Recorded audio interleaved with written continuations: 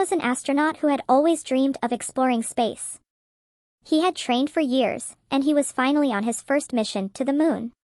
The mission was going well, and Bone was excited to be on the moon.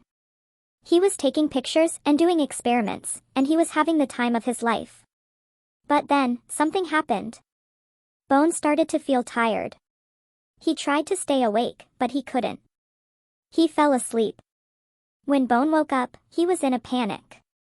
He was floating in space, and he didn't know where he was. He tried to use his jetpack to get back to the spaceship, but it was too late.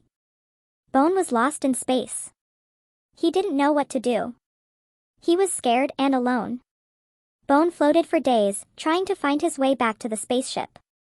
He was running out of oxygen, and he was starting to lose hope. But then, he saw something.